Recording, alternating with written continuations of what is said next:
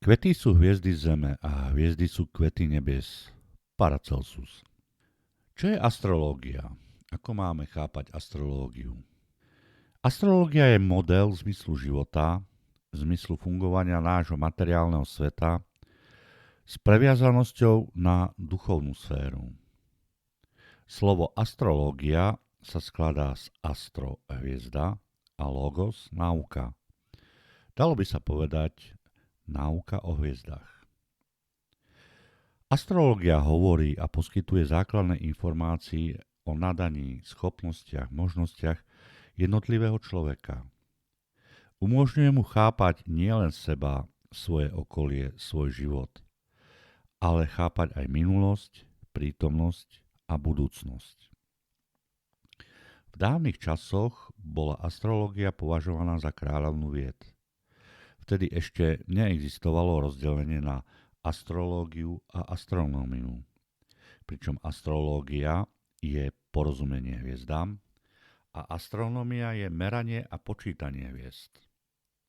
Astrológia vychádzala z pozorovaní, zo skúseností, z pozorovaní pohybov planét, ich postavenia a vyvodenia z toho záverov, ktoré sa týkali pozemského diania. Vesmír sa v astrológii javí ako hodinky, na ktorých môžem čítať práve prebiehajúce vzájomné súvislosti, vzájomné vibrácie. V astrológii používame reč symbolov. Pracujeme hlavne so symbolmi 12 znameniach zverokruhu, zvieratníka alebo zodiaka. Je to ako nemenné pozadie, je to ten ciferník našich hodín. A vždy v astrológii východiskovým bodom je Zem. Pretože sa nám hviezdy, planéty stále pohybujú, preto každý okamih je jedinečný, neopakovateľný. Z toho vieme vytvoriť horoskopy. Horoskop, hora, hodina, skopien, pozerať sa. Pokiaľ sa vytvorí horoskop podľa okamihu narodenia, vlastne vznikne obraz vibrácií, ktorý ukazuje, akými zásadnými témami sa musí človek počas svojho života vyporiadať. Čo má za úlohu sa naučiť a aké má nadanie, talent, možnosti rozvoja a čo zo sebou prináša na tento svet.